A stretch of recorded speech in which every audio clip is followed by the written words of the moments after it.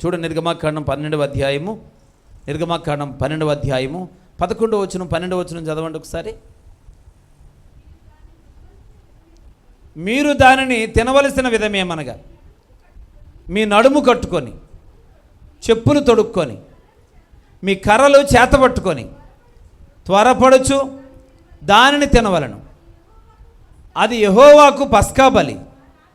ఆ రాత్రి నేను సంచరించి ఐగుప్తు దేశమందలి మనుషులలోనే కానీ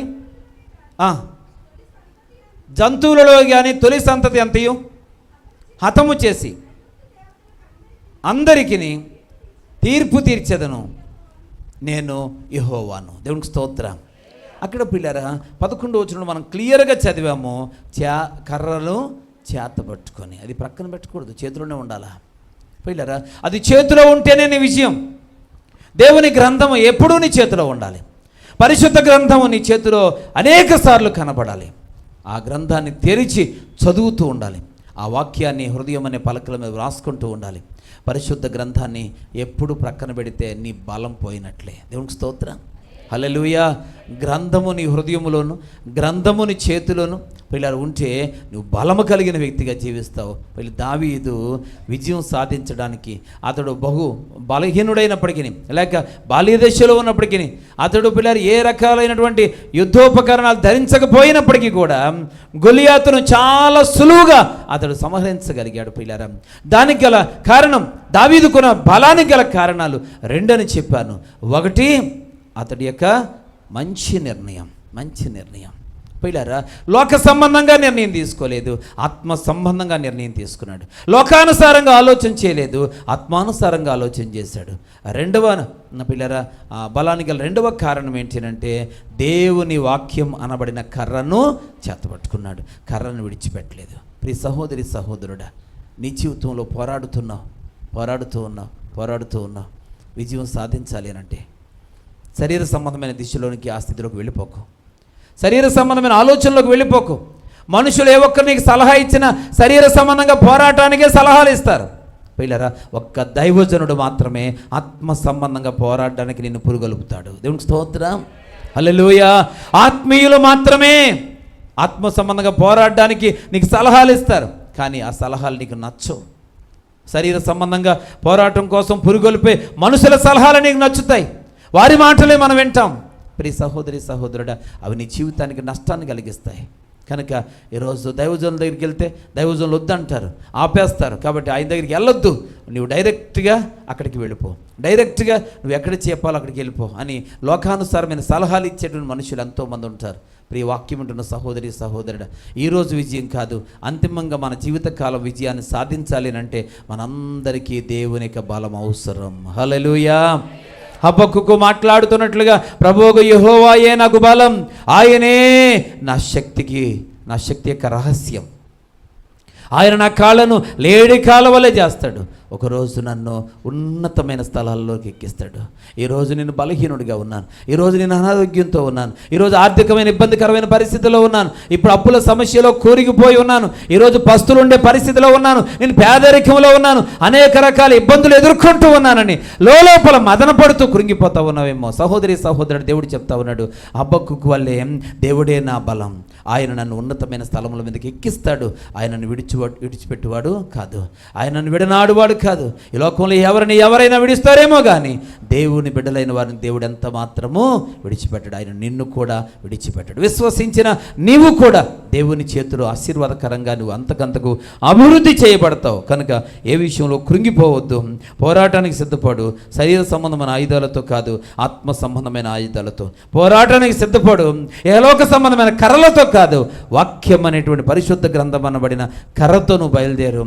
దేవుడు దావీదుకి విజయం ఇచ్చినట్లుగా మోక్షంగా అనేక సార్లు యుద్ధాల్లో విజయం మరి కార్యాలు దేవుడు చేసినట్లుగా ఈరోజు మన జీవితాల్లో కూడా దేవుడు అనేక కార్యాలు చేయడానికి సిద్ధంగా ఉన్నాడు. నమ్మిన వారు స్తోత్రం చెప్పండి.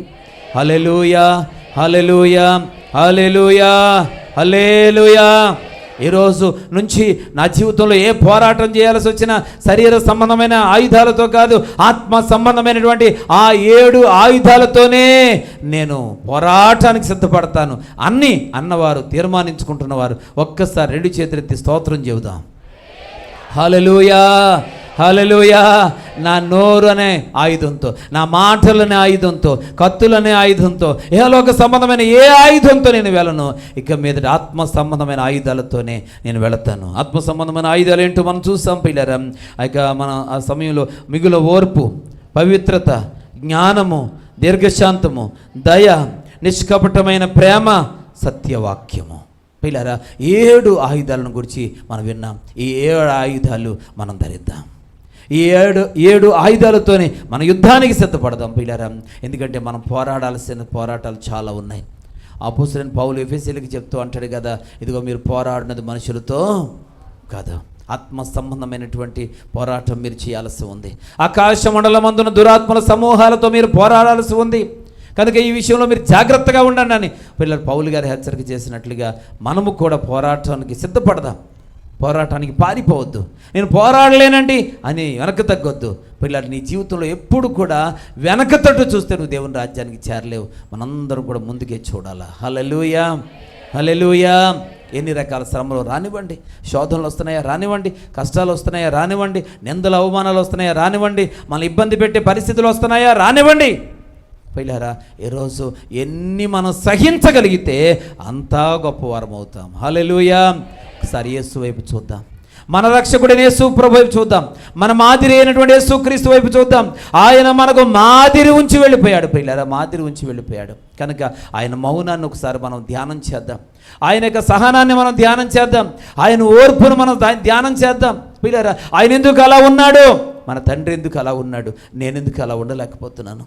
ఈరోజు మన తండ్రి అయిన దేవుడు ఎందుకు మౌనం వహించాడు, ఎందుకు సహించాడు, ఎందుకు భరించాడు, నేనెందుకు భరించలేకపోతున్నాను. ఆయనే తండ్రి అయితే, నీవే ఆయన బిడ్డవైతే, నీవే ఆయన కుమారుడివైతే, నీవే ఆయన కుమార్తెవైతే, ఆయన వారసుడిగా వారసురాలుగా ఉండాలని నిజముగా ఆశపడితే ఆయనలా ఉండాలని మనం ఎందుకు అనుకోవడం లేదు, ఆయనలా సహించాలని ఎందుకు అనుకోవడం లేదు, ఆయనలా భరించడానికి ఎందుకు తీర్మానం తీసుకోవట్లేదు.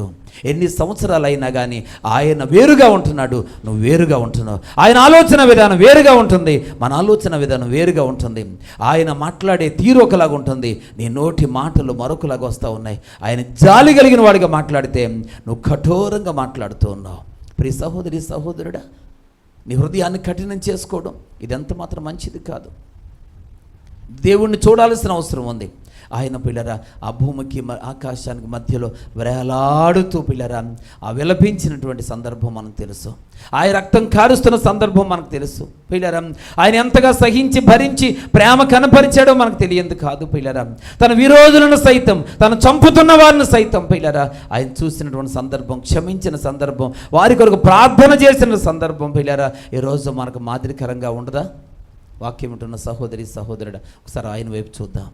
లోకాన్ని చూస్తున్నావు, మనుషులను చూస్తున్నావు, శ్రమలను చూస్తున్నావు, కష్టాన్ని చూస్తున్నావు, నీకు వస్తున్న ఇబ్బందుల వైపే చూస్తున్నావు. అది దృష్టి అంతా కూడా నువ్వు దేవుని బిడ్డవే కానీ దేవుడి వైపు చూడడం మానేస్తావు, దేవుడి మీద ఆధారపడడం మానేస్తావు. దేవుడు నీ పక్షంగా యుద్ధం చేస్తాడన్న సంగతి నువ్వు పిల్లరా నీ మనసులో లేకుండా చేసుకుంటున్నావు. ఎంతసేపు నా పోరాటం, నా ప్రయత్నం. ప్రియ సహోదరి సహోదరుడు, ఎక్కడైనా దేవుడు నీతో మాట్లాడుతూ వస్తూ ఉన్నాడు. కనుక ఆయన మీద ఆధారపడు, నీ యుద్ధము నీ పక్షంగా దేవుడు చేస్తాడు. దేవునికి స్తోత్రం, హల్లెలూయా. ఆయన చేసే యుద్ధంలో అద్భుతమైన విజయాన్ని ఇస్తాడు. కనుక నేను ఒకరోజు ఉన్నతమైన స్థాయిలో ఉంచుతాడు. అటు కృపా సహాయం దేవుడు మీ ఎల్లరికూ తోడై ఉంచునుగాక. ఆమేన్.